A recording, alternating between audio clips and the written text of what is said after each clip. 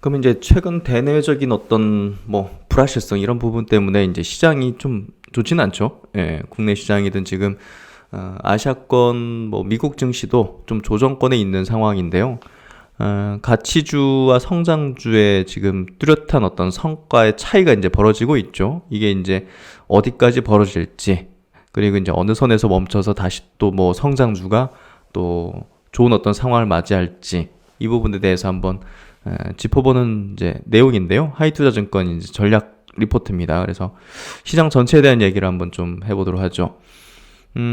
뭐 작년 말부터입니다. 가을 정도부터 이제 거의 뭐 성장주가 가치주라 불리는 그런 쪽 대비해서 이제 좋진 않았고, 연초부터는 더 빠른 속도로 이제 하락을 했죠. 국내 증시 같은 경우.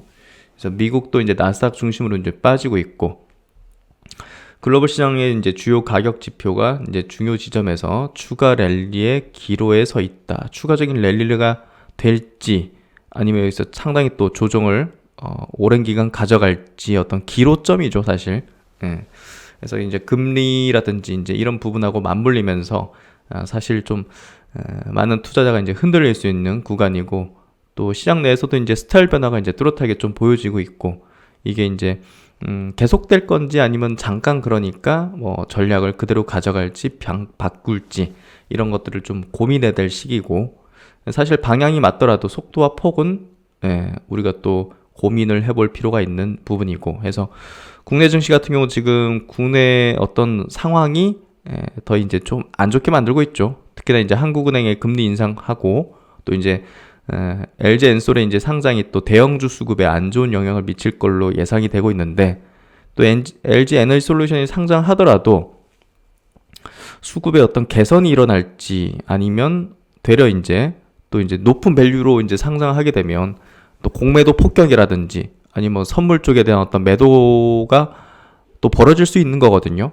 예, 그런 것들까지 이제 아직은 상당한 불확실성이 국내 시장에 좀 있는 거죠.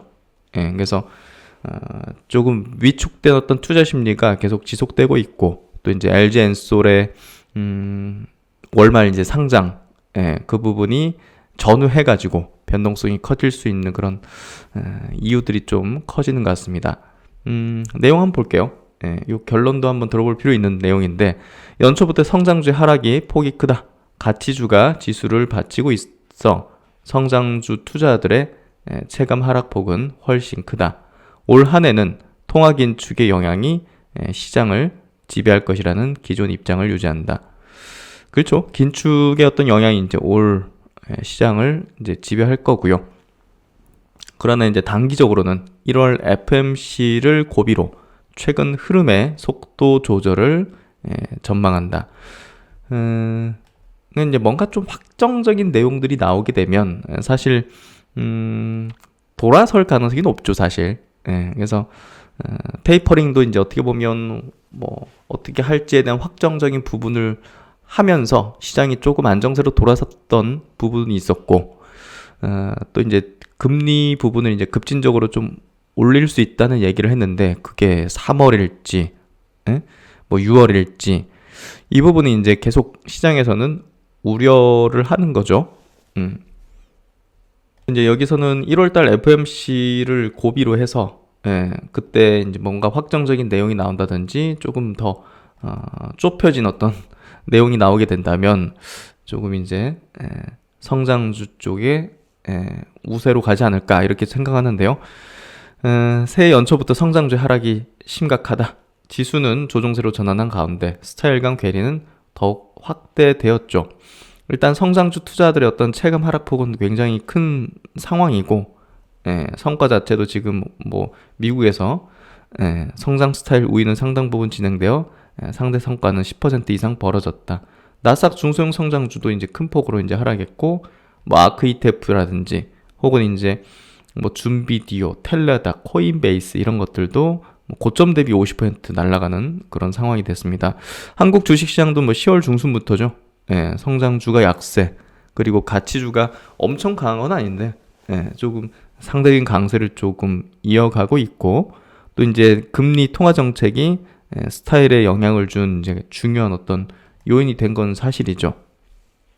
그래서 이제 10년 전에도 똑같은 어떤 단계를 밟으면서 이제 양적 완화에서 긴축으로 이제 넘어가는 그런 어떤 어, 이제 그런 어떤 기간이 있었는데 이번에는 굉장히 급진적으로 벌어진다는 게 그때랑은 좀 다르죠. 예, 그래서 지금은 뭔가 좀 그 변동성 자체도 10년 전에 그런 어떤 스타일보다는 훨씬 더 강하게 지금 전개되고 있고, 요 보시면 S&P 500 가치 성장 지수 간 비율을 보면 연말부터 가치 스타일의 우세가 빠르게 나타나고 있다. 이게 이제 올라가면 이제 가치주들이 상대적으로 우위라는 거거든요. 상대 지수 비율이니까. 내려오면 성장 우세고. 그래서 최근에 이제 가치 우세가 되고 있다. 그리고 이제 중소형주 모여있는 러셀 2000 지수에서도 역시나 이제 가치주의 우세가 지금 벌어지고 있는 현상을 볼 수가 있죠. 그래서 이제 국내뿐 아니라 이제 전 세계 자체가 이제 이런 현상이 벌어지고 있고, 뭐 사실 이제 과거에도 뭐 양적 축소 단행하거나 뭐 이런 얘기들이 나올 때마다 성장주가 굉장히 텐트럼 이제 발작을 일으켰죠. 가끔 급나가는 사태를 겪곤 했다. 18년에도 이제 시장이 그때 당시에 이제 뭐 연초였던 것 같아요. 연초 이제 좋은 상황이 한 보름 정도 진행되다가 갑자기 이제 양적 축소 그 채권 금리 막 급등하면서 주시장이 뭐 예를 들면 이제 바이오 주식들 분위기가 이제 막 이렇게 막 달아오는 어떤 상황에서 갑자기 이렇게 됐었죠. 그래서 당시에 이제 뭐 이런 기간 지나고 나서 이렇게 되다가 다시 또 이제 바이오주들 중에서 올라갈 것들은 올라가고 했거든요. 근데 이제 그 기간이 이제 또 생겼었죠. 발작을 일으키면서 한두 달 정도 조정받고 이렇게 또 재차 튀는 종목이 발생했는데, 어쨌든 이런 부분들이 좀 시장에서 불거질 때 당시에도 이제 대체절표 축소, 양적 축소, 또 채권 금리, 실질 금리까지 올라가는 그런 상황들, 이런 것들이 시장의 발작을 순간적으로 일시적으로 세게 줬어요. 그게 지금 비슷하게 좀 벌어지는 것 같고요. 근데 이제 당시 10년 전부터 해가지고 이제 지금과 이제 비슷한 어떤 유동성 장세에서 약간 좀 이제 긴축으로 넘어가는 어떤 길목에 있는 그런 과정들에 있어가지고 사실 성장률이 가끔씩 텐트럼을 일으키긴 했지만 꾸준하게 이제 가치주에 아웃퍼폼을 했죠. 그래서 미국 같은 경우 뭐 지금 우리 뭐 결과를 보고 있으니까 빅테크 기업들이 10년간 이제 성장을 하고 또 이제 올라가는 어떤 상황이 됐었고, 나스닥이나 S&P도 이제 지속적으로 지수가 상승하는 흐름을 보였죠. 올해 초 이제 금리가 급하게 오른 이유는 예상보다 빨라질 가능성이 있는 이 통화 긴축에 대한 우려 때문. 문제는 이제 6년에 걸쳐 진행된 지난번의 어떤 긴축 과정을 이번에는 어떻습니까?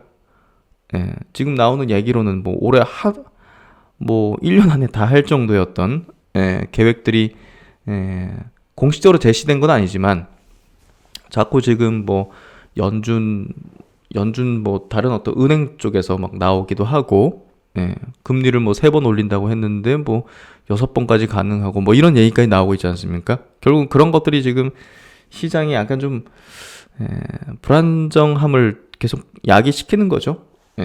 이제 국내 시장에도 그런 것들이 영향을 미치는 걸로 볼 수 있을 것 같고요. 그래서 결국은 뭐냐?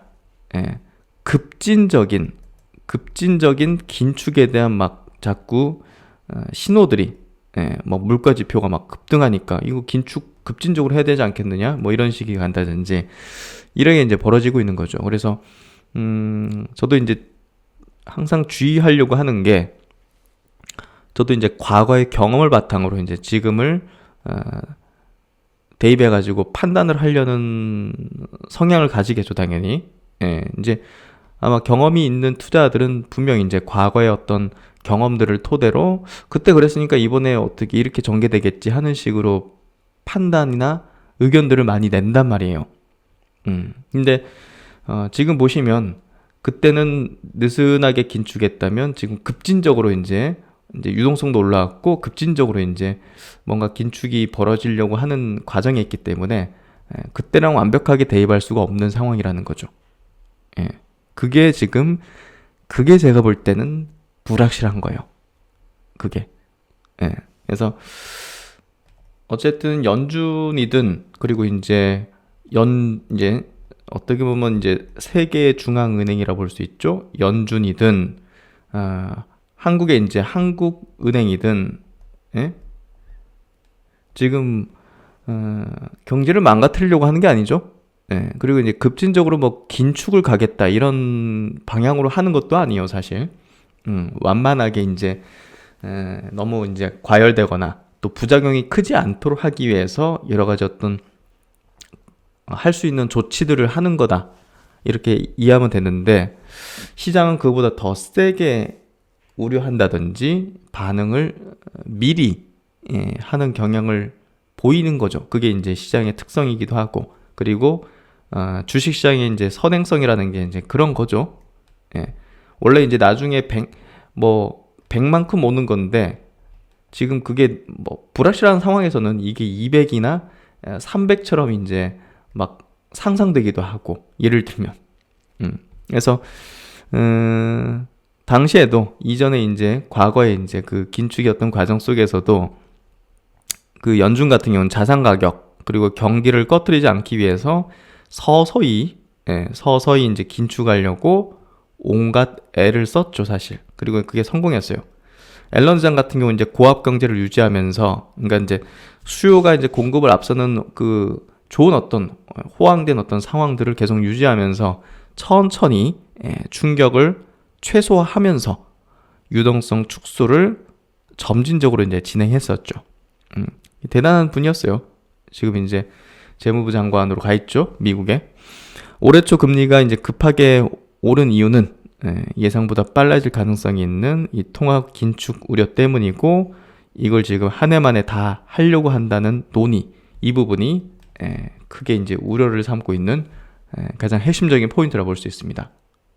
그래서 이제 한국 시장에서도 이렇죠. 11월 중순부터 가치 성장감 괴리가 발생하면서 성장 관련된 기업들 빠지고 순수 가치 기업들이 크게 급등한 건 아니지만 그래도 시장 대비 아웃퍼폼하는 흐름들 그리고 이제 메타버스 2차 전지 그리고 뭐 네이버 카카오 같은 소프트웨어 플랫폼 같은 지난해 상당히 좋았던 그런 테마 이제 ETF 이런 것들이 이제 여기 보시면 뭐 하락하는 과정 뚜렷하게 나오죠. 그래서 이제 미국 국채금리 상승도 성장주의 어떤 하락을 야기했고 최근에 금리 상승이 실질금리 상승까지 주도하게 되면서 뭔가 좀 뭐 발작 동반하면서 좀 조정을 좀 급하게 또 이제 연초부터 세게 만들어내고 있는 것 같습니다. 일단 올 한 해 뭐 시장의 화두는 통화 긴축입니다. 이 부분이 계속 지배를 하게 될 거고요. 일단 테이퍼링이 2달 정도 진행이 됐는데 벌써 연내 기준금리 3, 4차례 이제 인상에 대한 얘기들 나오고 있고 양적 긴축까지 논의되고 있고 또 이제 뭐 일부에서는 또 6, 7번 금리를 올려야 된다는 뭐 의견들도 있고 그러니까 이제 그 이유는 물가죠. 물가 중에서 지금 에너지 원자재 가격은 이미 우리가 잘 알고 있고 어제도 제가 이제 일요일 이제 영상에서 담았지만 임금 인플레가 굉장히 심하게 벌어지고 있습니다. 그래서 임금 상승이 이 타이트한 고용 시장과 함께 확인이 되면서 최근에 이제 주택 가격 상승에 이제 후행해서 렌트 가격까지 이제 점차 상승하는 그런 부분도 예상되고 있고 코로나가 완화된다면 결국은 서비스업 수요가 늘어나고 여기에 이제 임금이 더 오를 수밖에 없는 상황이 또 이어질 것이고 이는 이제 어떻게 되겠습니까? 미국이 이제 통화 정책을 긴축적으로 할 수밖에 없는 그거를 견해를 지지할 것이고 강화할 것이라는 거. 그게 지금 부담으로 계속 연속해서 글로벌 전체를 좀 누르고 있다고 보여집니다. 사실 이제 하이투자 증권이 작년에도 그 계속적으로 이제 약간 좀 경고, 이 투자 전략 이제 리포팅을 통해 가지고 이제 약간 경고 아닌 경고를 좀 해왔죠. 조익재 이제 전문위원 옛날에 이제 센터장 하셨던 분도 계속적으로 이제 데이터상으로 약간의 어떤 어, 스타일 변화의 좀 가능성들을 좀 언급해왔고, 또 이제 이렇게 보시면 지난해 11월부터 방어주, 가치주의 상대적 우위와 중소형 성장주의 급락 가능성을 이제 제기를 해왔다 해서 가장 논리적이었어요. 그래서 강세론자 그리고 뭐 약세라든지 약간 보수성의 어떤 그 주장을 하는 어떤 하우스를 계속 이제 왔다 갔다 하면서 이제 봤는데, 사실 하이 투자증권의 어떤 그 약간 좀 보수적인 어떤 리포팅을 제가 그때 소개를 좀 자세하게 해드렸었죠. 그래서 이것도 한번 들어볼 필요가 분명히 있다는 얘기를 들었는데, 사실 여기서 주장했던 의견을 했던 부분이 시장에서 좀 그대로 나온 것 같아요. 그래서 여기서 펴는 어떤 논리라든지 데이터를 해석하는 어떤 부분을 우리가 좀 중요하게 볼 필요가 있다는 생각이 듭니다. 그만큼 잘 맞췄으니까 이런 관점보다는 데이터로 얘기를 해서 데이터로 지금도 해석을 하는 거고, 그런 부분들이 조금 더 이제 논리성의 입각에서 한번 들어볼 필요가 분명히 있는 것 같습니다. 그래서 이제 물가나 통화 정책 우려가 조금이나마 완화된다면 성장주의 하락이 멈출 것이고, 기업 실적 시즌에는 최근 그래왔던 것처럼 기술주의 강세가 나타날 수 있다. 그러니까 이제 지금 그 밸류가 좀 내려왔죠. 밸류가 많이 내려와 있는 상황이 됐기 때문에 중소형 성장주는 전저점을 뚫고 내려와 있다. 뭐 비트코인이나 다른 어떤 코인들도 지금 엄청 내려와 있어요, 사실. 그래서 미리 선반영해서 세게 이제 조정받았고 밸류 조정이 됐기 때문에 뭐 4분기 실적도 이제 뭐 좋은 어떤 실적들 발표된다든지, 뭐 그리고 물가 우려가 조금 완화된다든지 이러면 성장주 하락이 멈추고 다시 또 움직일 수 있다는 관점을 좀 필요하는 그런 이제 결론적인 내용이고, 그러니까 이제 전제를 깔고 이제 하는 거죠. 이제 실적은 아직 괜찮죠. 기술주 실적이라든지 뭐 국내 이제 대표 기업들의 실적도 나쁘진 않습니다. 최근 주가 조정으로 밸류에이션은 많이 내려와 있고, 이번 주부터 금융주를 시작으로 미국의 4분기 실적 시즌이 시작됩니다. 주요 테크 종목들의 실적과 가이던스를 확인할 때다 해서 이런 것들이 이제 조금 더 다시 또 성장주가 강하게 나갈 수 있는 어떤 조건들이 될 것이다. 제가 생각하는 거랑 비슷한 내용이 여기 또 담겨 있죠. 3월 인상이든 6월 인상이든 CPI 발표와 FOMC 회의를 지나면서 통화 정책의 불확실성이 확실해지는 순간 불확실성의 리스크가 감소할 수 있다는 가능성을 고려하자. 그래서 제가 이제 지난주에도 계속 말씀드렸던 내용인데 여기도 이제 결론적으로 그렇게 담겨 있어서 조금 더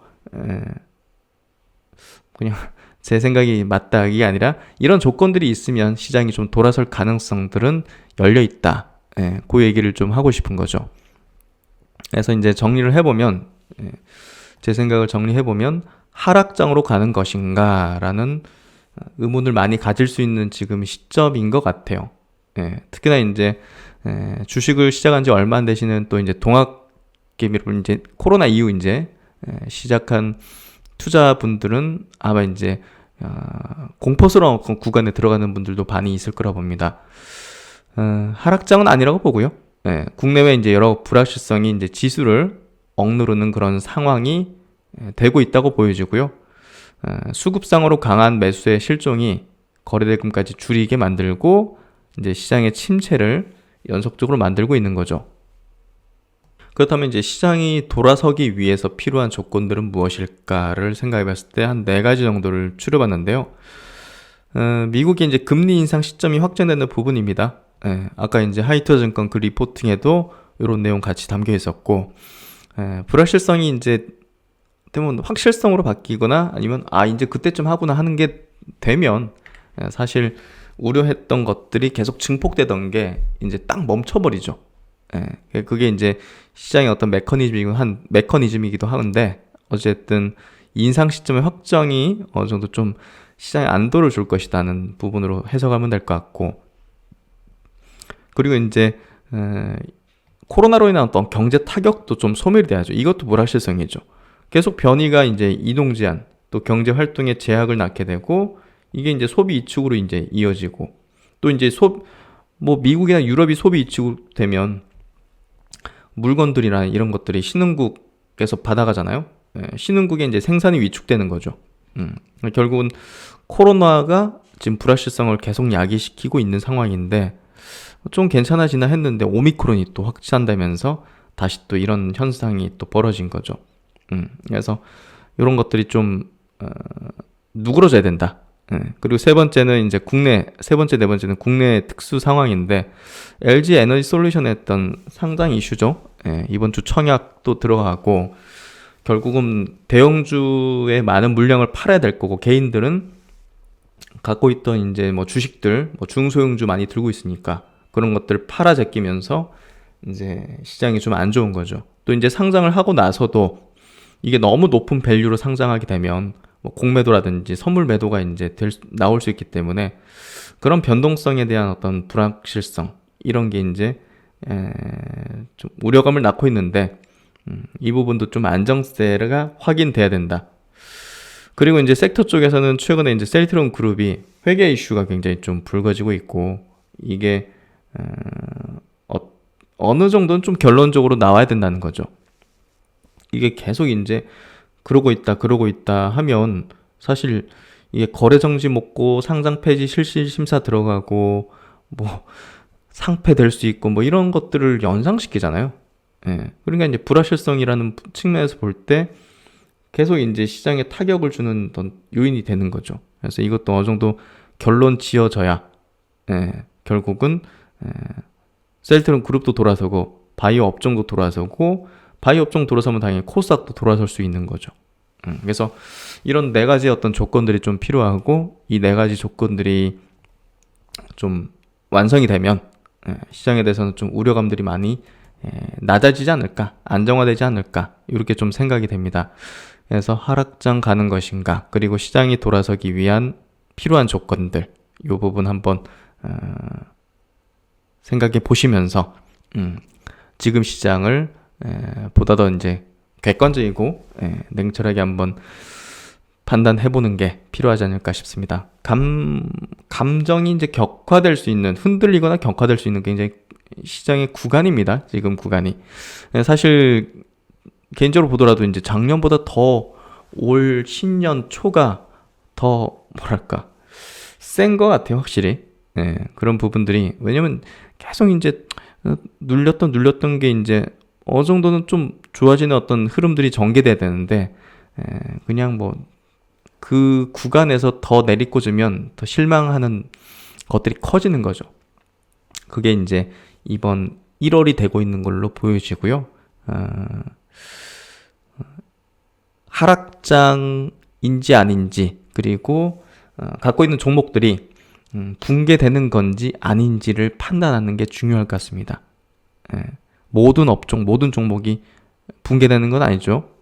그래서 그걸 잘 판단해서 대응을 해야 된다. 이 얘기를 좀 드려보고 싶었습니다.